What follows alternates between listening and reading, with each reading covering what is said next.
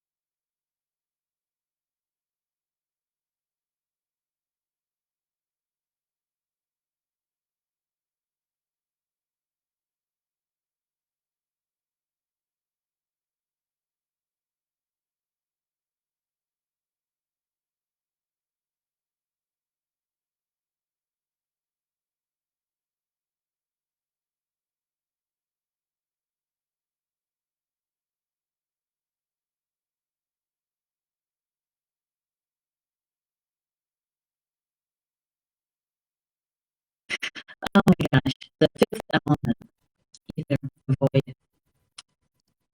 I kind of like that when I first heard, when I was first studying sacred geometry and the time solids, and I got to the dodecahedron, and they were saying that the void represents the dodecahedron, and I actually felt comfort with that.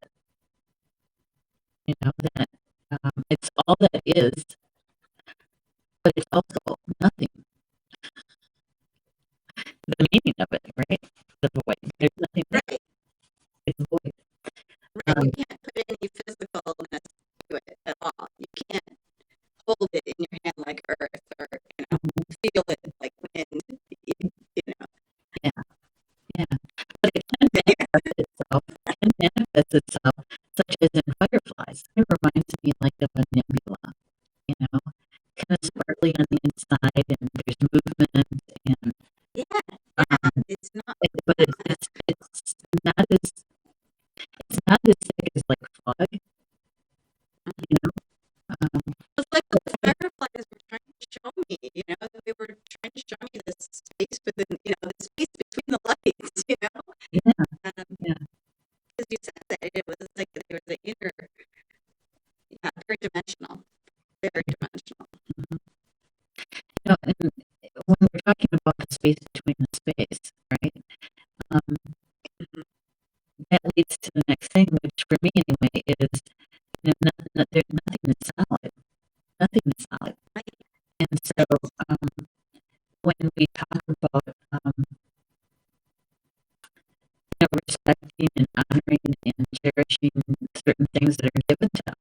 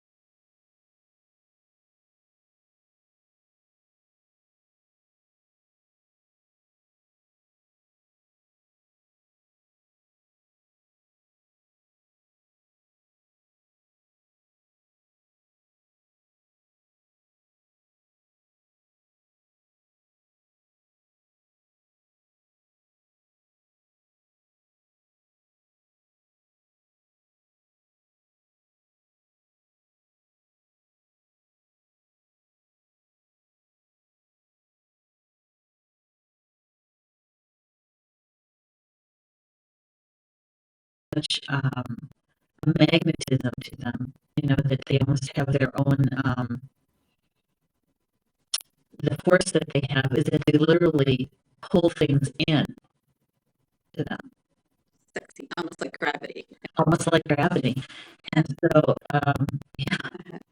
So does that really make them avoid them? If they have all this stuff. They're filled with a lot of stuff. What's the magnetism? It's the,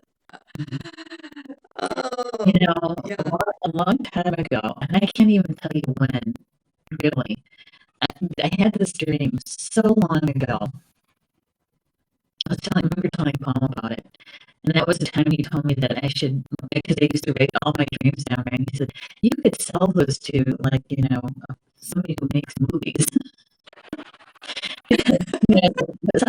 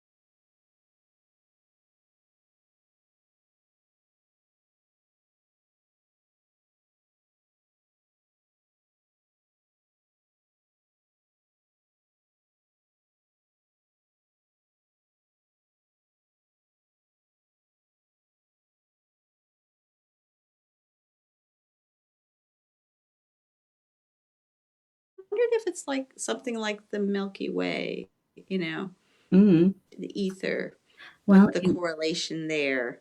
there's a lot of Native Indigenous people believe that the Milky Way is it's also known as the River of Souls, and Mm-hmm.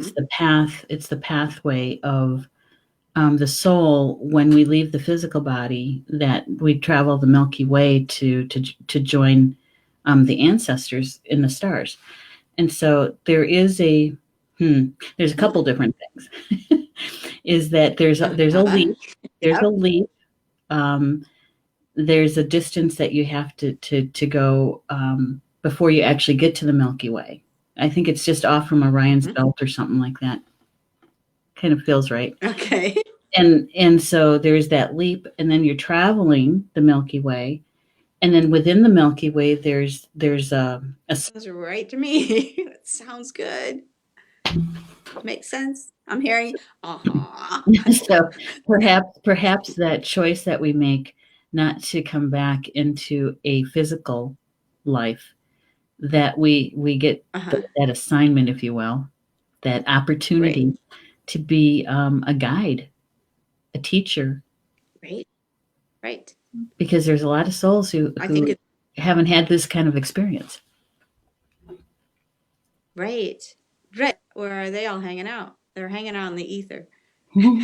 That's where they are. Yeah. New name for Okay. heaven. All right. No, so here is what went through my mind. Oh, that would be a really great name for like a lounge of some sort. That we could go and spiritual roundtables, right? Council of the Water and the Woods, and Oh, it's um, just another layer to my training, and I'm excited to bring that back and offer more forest therapy um, walks and classes and such. Um, and I'm coming to Toma in June, mm-hmm. June 15th, Yeah, right? right. For a full day of forest therapy. So I'll have that training before that. That would be really fun. I'm also doing a forest therapy type class at the Great Lakes Retreat in Olivet, Michigan, third July. week in July, and so that will also, I'll be sharing what I've learned at that one. Um, that's about what I've got right now going. Yeah, Just a little bit. not other things going. Yeah, and so Yes. if people can, Massachusetts, and she's going to be teaching quantum healing. I can't remember the name of it. It's about finding your true potential, and so that is the weekend of May 5th. And so she'll be here for that. We got a lot. We do. And then Yeah, you uh, love it. Julie Hedges is going to be here in June, the first weekend in June. She is going to be here teaching the Tarot level 1, and she's saying bring your Tarot decks. If you're a beginner, that's the perfect time to be able to sit down with somebody who's been around Tarot for most of her life. And if you're an Yeah. intermediate user, it's a good time to be able to really hone your skills. That's in June, the first weekend in June. July, and we get your forest bathing in June, the 15th. Hmm. Um, Right. Right. yeah, and I know that there's something else in July, and it's escaping me. I forget, but we got it up till June anyway. We got up to June. We got lots, Right. Right. and we just published the magazine, Star Nations magazine, on the 10th. Yay, that's a good one too. That's a good one. So, like I said, we got a lot going on. If you want any of the information about all of that, you can go to our website, starnations.org, and you can kind of come and visit and browse around and see what will attract you there. Yeah. So, Yep. Minnie, Go check out the Academy yeah, tab. yeah, Yep.